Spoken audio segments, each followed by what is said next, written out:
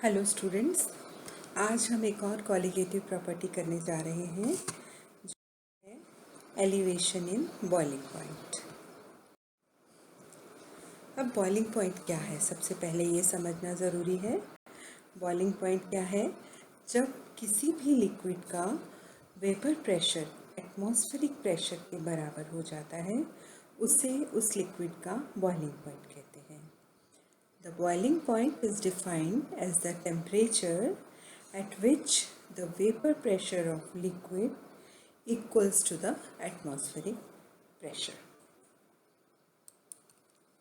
क्या होता है कि सॉल्वेंट का वेपर प्रेशर हम कर चुके हैं, ज़्यादा है और सॉल्यूशन का कम है। In order to boil the solution, the temperature has to be raised further so as to make its vapor pressure equal to atmospheric pressure. तो आप देखिए स्टूडेंट्स, सॉल्वेंट का वेपर प्रेशर ज़्यादा है तो हम इसको गर्म करेंगे, टेम्परेचर इसका बढ़ाएंगे तो ये एटमॉस्फेरिक प्रेशर के बराबर आ जाएगा, तो वो हो जाएगा उसका बॉइलिंग पॉइंट। लेकिन तब तक सॉल्यूशन का वेपर प्रेशर एटमॉस्फेरिक प्रेशर के बराबर नहीं होगा क्योंकि सॉल्यूशन का वेपर प्रेशर कम है। तो हमें क्या करना होगा, सॉल्यूशन को और ज़्यादा हीट देनी पड़ेगी।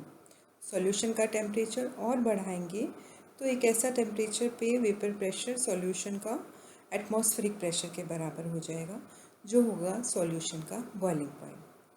मीन्स हम सॉल्यूशन को ज़्यादा टेम्परेचर दे रहे हैं, वो सॉल्वेंट से ज़्यादा टेम्परेचर पे बॉयल हो रहा है, तो बॉइलिंग पॉइंट सॉल्यूशन का ज़्यादा है और सॉल्वेंट का कम है, और सॉल्वेंट का वेपर प्रेशर ज़्यादा है और सॉल्यूशन का कम है। तो अब आप समझ गए होंगे और नेक्स्ट आप इस ग्राफ से समझेंगे। अब ये ग्राफ लेते हैं इसके लिए, वेपर प्रेशर और टेम्परेचर के बीच में वेपर प्रेशर कर्व्स कहते हैं इसको।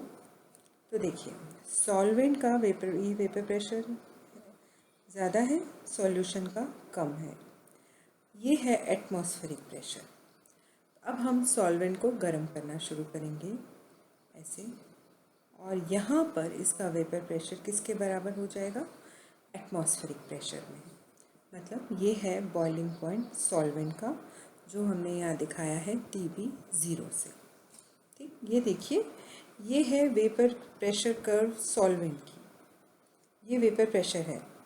तो अब हम क्या कर रहे हैं, ध्यान से देखिए इसको, बस ये अगर आपको डायग्राम क्लियर हो जाता है तो आप पूरी इक्वेशन कर लेंगे सॉल्व। तो वेपर प्रेशर और टेम्परेचर के बीच में ये है ग्राफ। जो वेपर प्रेशर है वो टेम्परेचर के साथ बढ़ता जाता है। तो हमने यहाँ से स्टार्ट किया है वेपर प्रेशर की कर्व। तो सॉल्वेंट का वेपर प्रेशर जैसे जैसे हम टेम्परेचर ये देखिए बढ़ा रहे हैं इधर, तो वेपर प्रेशर बढ़ता जा रहा है। एक ऐसा पॉइंट आया जहाँ वेपर प्रेशर सॉल्वेंट का एटमॉस्फेरिक प्रेशर के बराबर हो गया। वो क्या है, बॉइलिंग पॉइंट। हमने जो अभी डेफिनेशन की है, बॉइलिंग पॉइंट क्या है, जब किसी लिक्विड का वेपर प्रेशर एटमॉस्फेरिक प्रेशर के बराबर हो जाता है। अब यहाँ क्या हुआ, ये है इसका boiling point TB 0, this is TB 0। अब सॉल्यूशन इस समय बॉयल नहीं हुआ है क्योंकि इसका वेपर प्रेशर एटमॉस्फेरिक प्रेशर के बराबर नहीं है।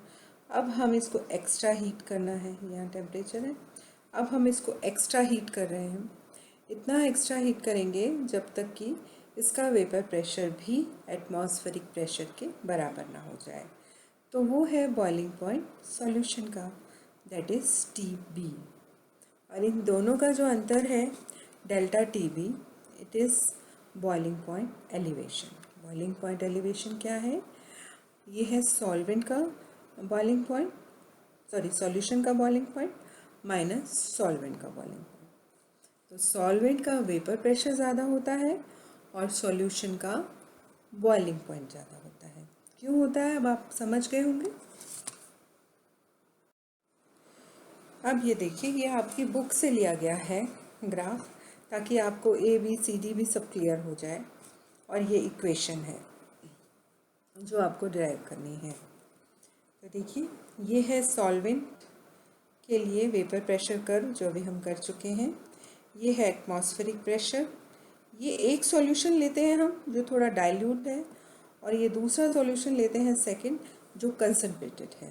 ठीक है, जो ज़्यादा कंसनट्रेटेड है उसका वेपर प्रेशर उतना ही कम है। ये है सॉल्वेंट प्योर, इसमें थोड़ा सा सॉल्यूट डाला तो वेपर प्रेशर कम हुआ, और ज़्यादा सॉल्यूट डाला, सॉल्यूशन कंसनट्रेट किया तो वेपर प्रेशर और कम हो गया। ठीक, तो अब इस सॉल्वेंट के लिए जब गर्म कर रहे हैं हम, इसको हीट दे रहे हैं, टेम्परेचर बढ़ा रहे हैं, तो इस टेम्परेचर पे ये बॉयल होने लगेगा क्योंकि इसका वेपर प्रेशर एटमॉस्फेरिक प्रेशर के बराबर हो गया। तो ये है इसका बॉइलिंग पॉइंट TB, आप T0 भी ले सकते हो, मैंने इसको TB लिया है। और सॉल्यूशन यहाँ पर इस सॉल्यूशन का बॉइलिंग पॉइंट है T1 और इस सॉल्यूशन का बॉइलिंग पॉइंट है T2।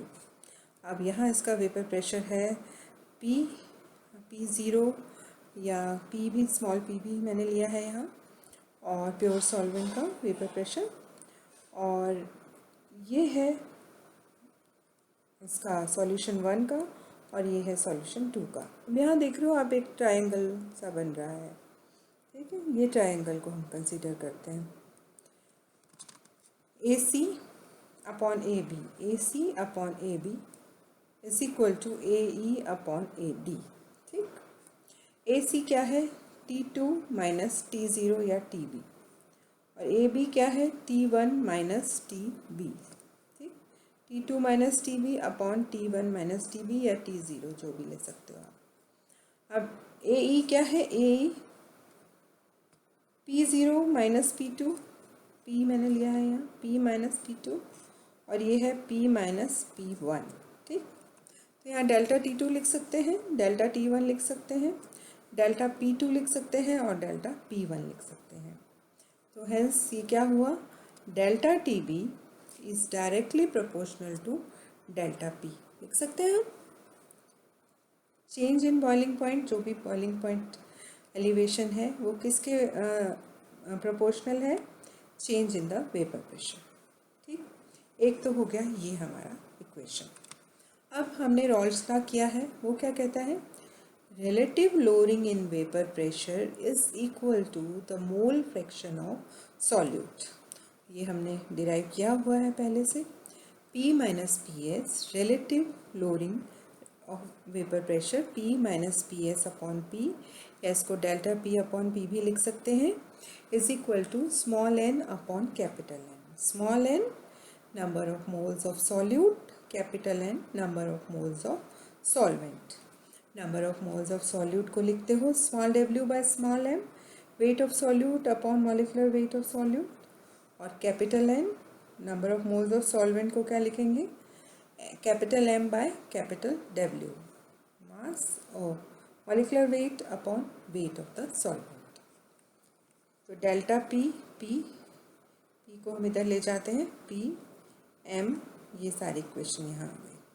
ठीक, अब एक नॉन सॉल्वेंट है, उसका मास भी आपको पता है और वेपर प्रेशर पता है, तो आप क्या लिखोगे, उसको कांस्टेंट कर देते हो, तो delta P is proportional to W by M upon capital W।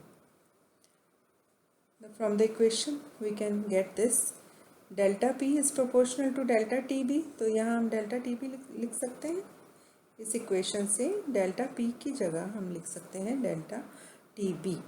अब जो प्रोपोर्शनैलिटी का निशान हटाते हैं, प्रोपोर्शनैलिटी हटाते हैं, तो हमारे पास आता है KB, और KB क्या है, इम्पॉर्टेंट क्वांटिटी है ये है बॉइलिंग पॉइंट एलिवेशन कांस्टेंट। ठीक, तो हमारे पास आ गया delta TB is equal to small KB boiling point elevation constant, W upon M small m and capital W। अब जब एक मोल हम सॉल्यूट लेते हैं 1 ग्राम सॉल्वेंट में, ये 1 मोल सॉल्यूट लिया, W बाय M1, 1 ग्राम सॉल्वेंट लिया, तो delta TB is equal to small KB। Delta TB is boiling point elevation constant के बराबर हुआ। लेकिन हम सॉल्वेंट 1 ग्राम नहीं लेते, 1 मोल सॉल्यूट को हम 1 ग्राम सॉल्वेंट में नहीं डिसॉल्व कर सकते, तो जनरली हम मोलैलिटी लेते हैं, और मोलैलिटी में क्या लेते हैं, हम 1 मोल इसको सॉल्यूट को 1000 ग्राम सॉल्वेंट में लेते हैं, तो capital W is 1000 gram. W/m is equal to 1, capital W is equal to 1000 gram और 1 kg। तो अब हमारे पास आ गया delta TB is equal to KB, इसको 1 लिया, इसको 1000 लिया, KB अपॉन 1000, और इसको हमने रिप्लेस कर दिया कैपिटल KB से। अब ये कैपिटल KB और इसको बोलेंगे मोलल एलिवेशन कांस्टेंट या एब्यूलोस्कोपिक कांस्टेंट। मोलल क्योंकि 1 मोल लिया है हमने 1000 ग्राम सॉल्वेंट में, ठीक, 1 mole in 1000 gram of solvent, and that is molality, you know, small m molality. तो यहाँ पर आ गया KB upon 1000 is equal to capital KB, and capital KB is molal elevation constant. Now KB is equal to 1000 capital KB 1000 को इधर ले गए, capital KB। तो डेल्टा TB इस इक्वेशन में अब हम लगाएंगे KB की वैल्यू है 1000 capital KB small w upon m capital W। ये आ गई हमारी main equation elevation in boiling point की। और अब हम इससे स्मॉल m निकालेंगे, मॉलिक्यूलर वेट ऑफ सॉल्यूट, वो हो जाएगा 1000 KB into W upon capital W into delta TB। तो इससे हम मॉलिक्यूलर वेट निकाल सकते हैं।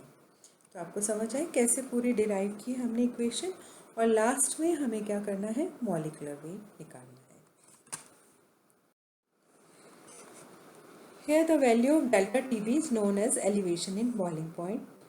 The value of delta TB for a solution depends upon the number of molecules of non-volatile solute. तो हमेशा कॉलिगेटिव प्रॉपर्टी क्या है, जो किस पे डिपेंड करती है, number of molecules of solute.